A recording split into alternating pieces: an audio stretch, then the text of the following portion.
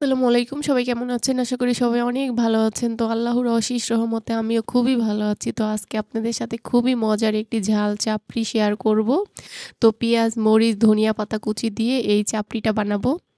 তো এখানে পেঁয়াজ কুচি, তারপরে মরিচ কুচি, ধনিয়া পাতা কুচি নিয়েছি আর স্বাদ মতো লবণ দিয়ে দিয়েছি। আর আগে থেকে কিন্তু আমি চালগুলা ভিজিয়ে তারপর বেটে নিয়েছিলাম।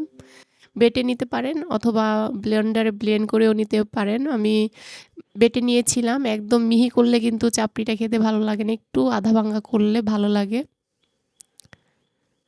তো এখন এই পেঁয়াজ মরিচের মধ্যে আমি চাল বাটাটা দিয়ে দিয়েছি। শুকনা করে বেটেছি আমি। ফাঁকি করেছি। তো পানি দিয়ে বাটিনি। আপনি চাইলে পানি দিয়েও বেটে নিতে পারেন।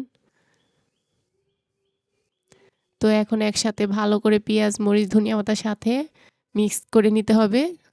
আর এই চাপড়িটা কিন্তু একদম বেশি পাতলাও করা যাবে না, বেশি ঘনও করা যাবে না। মিডিয়াম রাখতে হবে। দেখতেই পারছেন যে কেমন পাতলা করেছি। একদম বেশি পাতলা করলে কিন্তু পেঁয়াজ মরিচের চাপড়িটা বেশি ভালো লাগে না। একটু মোটা, মোটা করে এই চাপড়িটা বানাবো।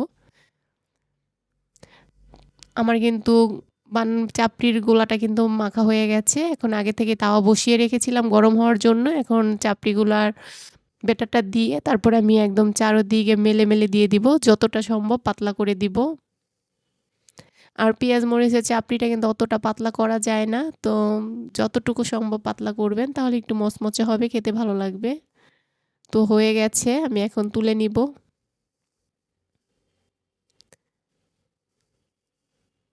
একটু মোটা, মোটা হয়েছে। তারপরে খেতে কিন্তু খুবই ভালো হয়েছিল। পেঁয়াজ মরিচের চাপড়িটা খেতে কিন্তু খুবই ভালো লাগে। দেখুন কত সুন্দর হয়েছে। অতটা গোল হয়নি, ভালো করে একদম গোল করা হয়নি। এদিক ওদিক একটু বেঁকা-তেড়া হয়েছে, দেখতে পারছেন। খেতে পারলেই চলবে। গোল দিয়ে কি করব বলেন? তো একে, একে এইভাবে করে সবগুলা চাপড়ি আমি ভেজে নিব। এটা কিন্তু চ্যাপা শুটকির সাথে আমি এই চাপড়িটা খেয়েছি। চ্যাপা শুটকি ভর্তা করে তারপরে খেয়েছি। এই তো কাঁচামরিচ দিয়ে আমি এই শুটকির ভর্তাটা করেছিলাম। আপনারা চাইলে কিন্তু লাল শুকনা মরিচ দিয়েও চ্যাপার শুটকি ভর্তা করে তারপরে এই চাপড়িটা খেতে পারেন। আর এমনিতেই কিন্তু ঝাল ছিল। পেঁয়াজ মরিচের একটা ঝাঁজ থাকে। আর একটু ভর্তা দিলে তো আরও বেশি ভালো লাগে। তো আমি চ্যাপার শুটকি ভর্তা দিয়ে এই চাপড়িটা খেয়েছি। খেতে খুবই ভালো লেগেছিল। তো একে, একে সবগুলা চাপড়ি কিন্তু এভাবে করে ভেজে নিয়েছি। দেখতেই পারছেন কত সুন্দর। একদম ঝটপট কিন্তু ভাজা হয়ে যাচ্ছে। বিকালের নাস্তা হিসাবে কিন্তু এভাবে ঝটপট করে পেঁয়াজ মরিচের চাপড়িটা আপনি খেয়ে নিতে পারেন। আর বাচ্চারাও কিন্তু খুবই পছন্দ করবে।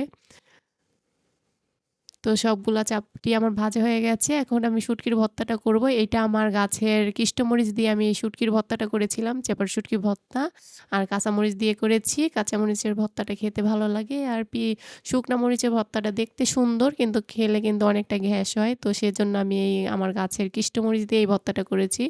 আর চাপড়িটা এই ভর্তা দিয়ে খেতে যেন কতটা অসাধারণ লেগেছিল। খুবই ভালো হয়েছিল। একটু পাতলা, পাতলা করে বানিয়েছি চাপড়ি দিয়ে খাওয়ার জন্য। খেতেও খুবই মজা হয়েছে। দেখুন কত সুন্দর হয়েছে। দেখতে যতটা সুন্দর হয়েছে খেতে কিন্তু আরও বেশি ভালো হয়েছে। তো এইভাবে করে আমার রেসিপি ফলো করে বাসায় একবার হলেও ট্রাই করবেন। আমার রেসিপি যদি ভালো লাগে তাহলে অবশ্যই লাইক করবেন, কমেন্ট করবেন, শেয়ার করবেন। সবাই ভালো থাকবেন। আল্লাহ হাফেজ।